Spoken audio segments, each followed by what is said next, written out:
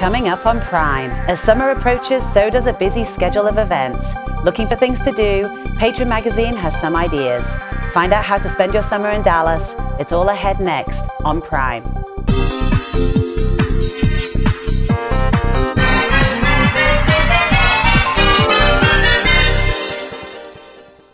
Hi, I'm Emily Hargrove and welcome to Prime. So summer is just around the corner, and in the arts and culture world, it doesn't sleep. And Terri Provencal, editor and publisher-in-chief of Patron Magazine, is here today with us to talk about all things arts and culture through the summer and your hot tips about what we can do and what to look out for in the months ahead. So Terri, thank you for being here again. Emily. So we loved you so much last time, we had to have you back. Oh, well, it's my pleasure. Thank you so much for having me. Well, and it's very exciting because we have the summer issue of Patron Magazine out, which is, and it's beautiful. Oh, thank you. It really is truly beautiful, and you've just created a masterpiece again. And I was looking through it, and I'm just like, this is gorgeous. Every page is gorgeous. Well, when you're publishing beautiful art and have great writers and photographers, you can't go wrong. Well, you've really, I mean, we have it on the coffee table right here, but it's a perfect coffee table magazine. And it's only your third issue. It's the third issue, yes. It's a quarterly publication.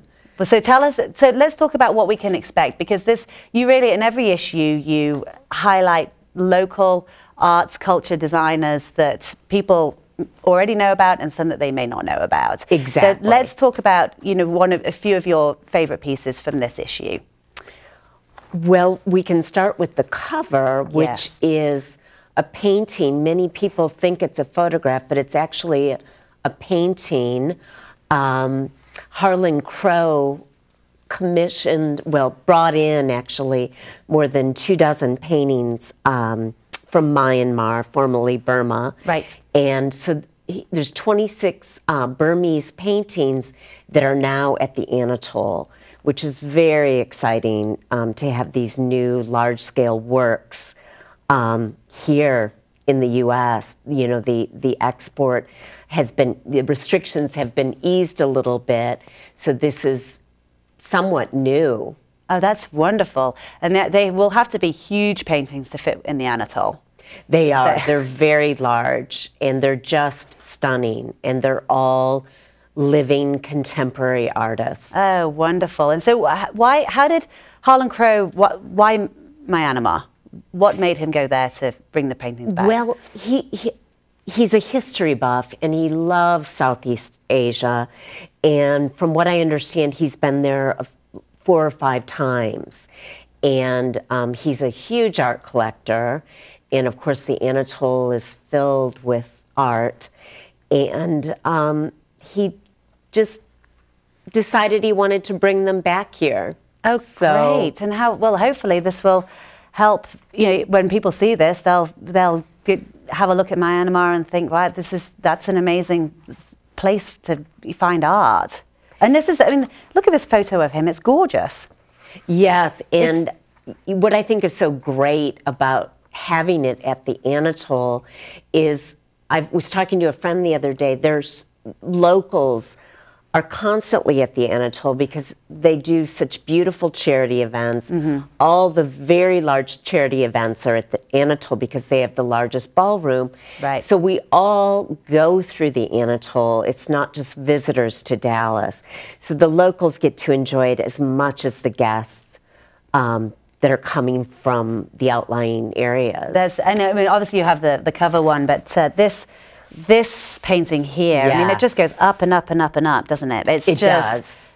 And there's several versions of that painting. That one is called Forest Sunshine, but there's other versions with different names of that painting. Oh, well, we should all be tripping to the Anatole, and you've got the Patron Magazine party next week there, haven't you? Yes, we're really excited. Oh, that's one fantastic article, and then the other, June Mattingley, you've highlighted her in this issue. Well, June is someone that I've seen at art events through the years, and recently got to know her probably about a year and a half ago. Just started chatting with her more. And she has an amazing collection of Texas contemporary artists. She's very much believes in supporting art from the region, and her home and her personal collection reflects that.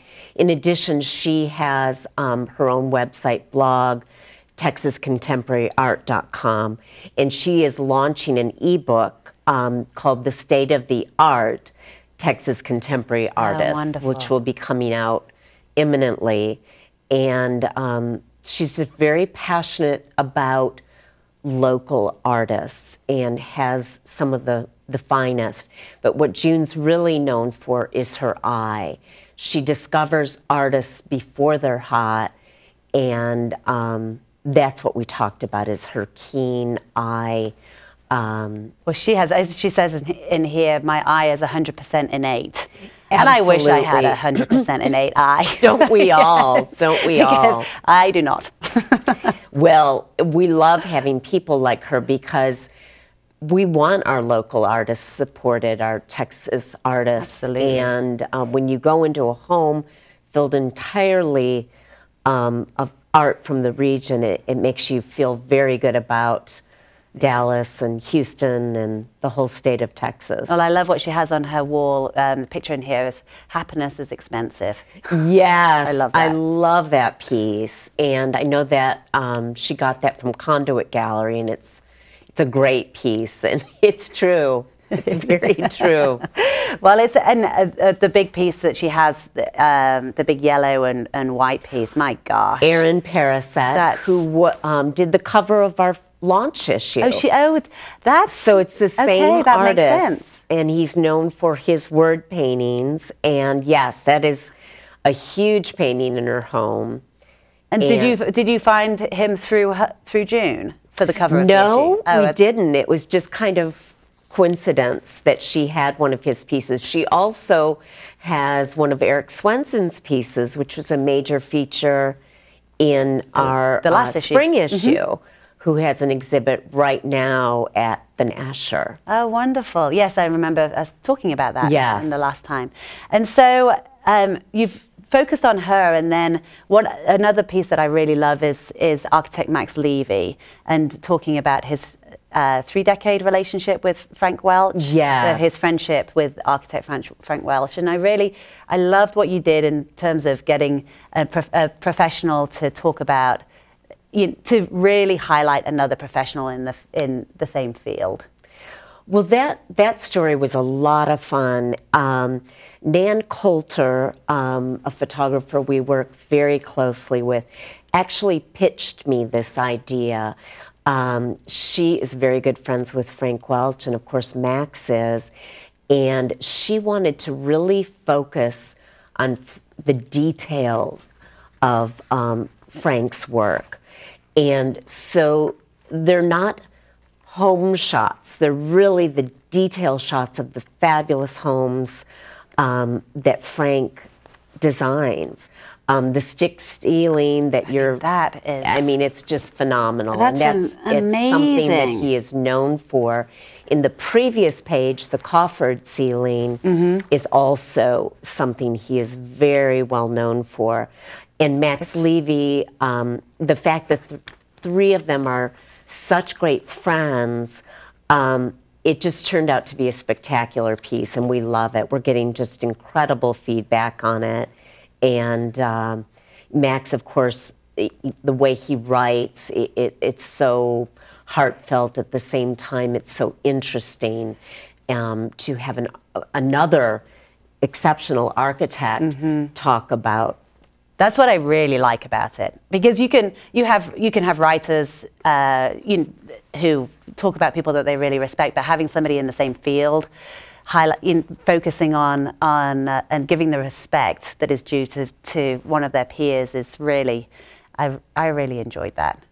And of course the photos, she did such a beautiful job. She did. And they really tell a story. They really work well with what Max wrote about, and Frank's I love this exceptional detail. Frank looking up, and yes, it's Yeah, it's wonderful. And I had the opportunity to have dinner with Frank the other day, and he's just charming and intelligent and interesting and funny.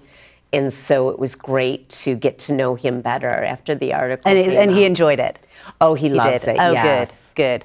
Well, and then one of the other exhibits that's coming up is at the Dallas Museum of Art. George Grosz. Have I pronounced that right? Well, I've heard it pronounced several ways. I've heard it pronounced Grosz, which is kind of the Grosz. German, but I believe it's George Grosz. Oh, Grosz, okay. And that is a great article. Steve Carter is a wonderful writer. We've talked about him last issue. And in 1952, Leon Harris Jr. Commissioned the artist to come to Dallas and do these paintings kind of highlighting society, the economy, and all aspects of what was happening in Dallas during that time. And the Dallas Museum of Art at that point in time was in Fair Park, and they did an exhibit of these paintings, and then they kind of disappeared. And so these paintings are coming back to Dallas. 60 years on. Yes. That will be wonderful. So that opens, I believe, on May 20th and runs through August, I believe, May 20th through August 19th. Right. And that's something I'm absolutely not going to miss. I think it's just an incredible, not only is the work just really provocative and very interesting, it also tells a story of what Dallas was like then. It was a snapshot. As Steve says in here, and I just love this, the show is a wonder, a vivid time capsule that transports viewers back a lifetime ago to an adolescent Dallas that's beginning to feel its oats, stretch its limbs, and take its place among the world's great cities. Yes. And that just jumped out of the page. And I was like, I love his writing. I love it. He is so talented. But yes, that's exciting. There's so many other great things in the issue. There's 2 auctions going on.